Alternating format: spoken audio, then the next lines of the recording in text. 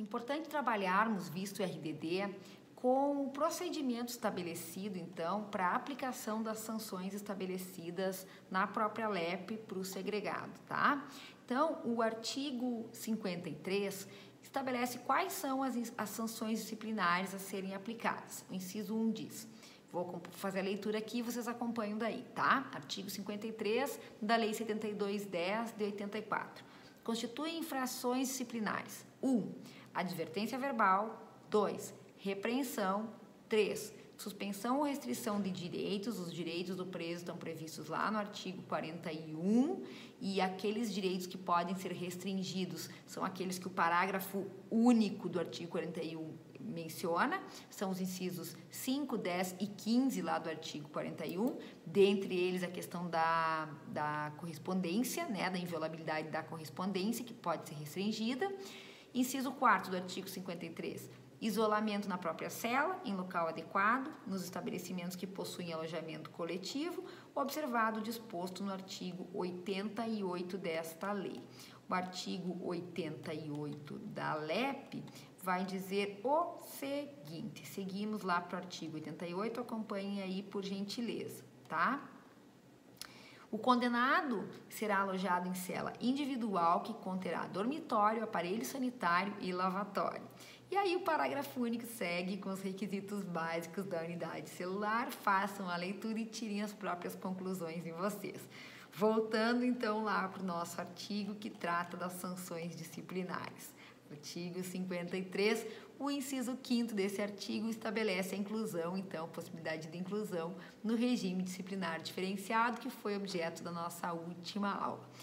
O artigo 57 fala que as sanções dos incisos 1 a 4 do artigo 53 serão aplicadas por ato motivado do diretor do estabelecimento e a do inciso 5º, que é o RDD, por prévio e fundamentado despacho do juiz competente. Que conclusão a gente chega, tá?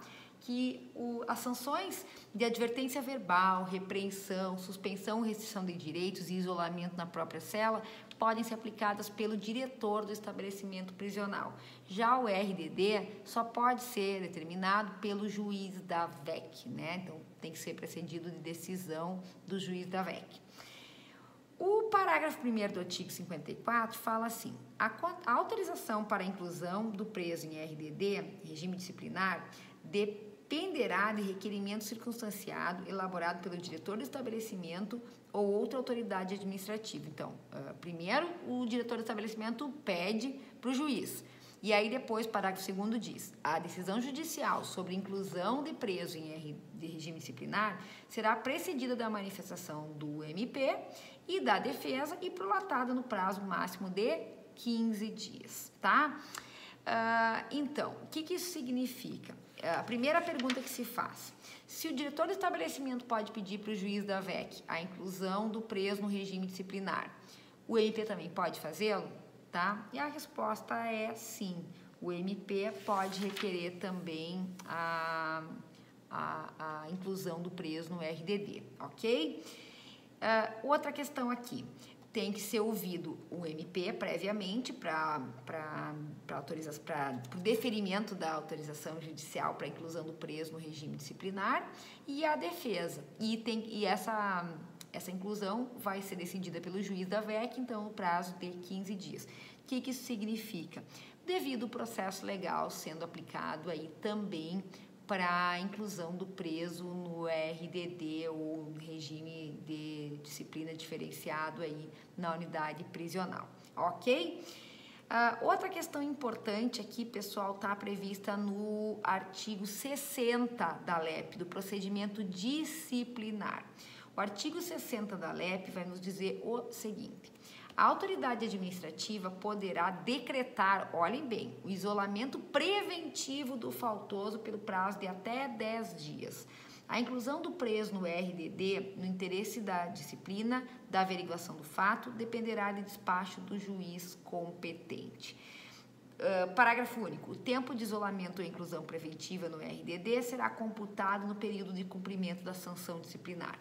Pessoal, é o seguinte, geralmente esse preso que vai para o RDD, que irá para o RDD, ele é um preso, como a gente já viu nas hipóteses de cabimento do próprio regime disciplinar diferenciado, que oferece risco para a unidade prisional ou tem fundadas suspeitas de participar de uma organização criminosa, de uma associação criminosa, de uma milícia privada, ou então praticou um crime doloso ou pré-doloso, como a gente já viu, que acaba gerando uma subversão da ordem da unidade carcerária.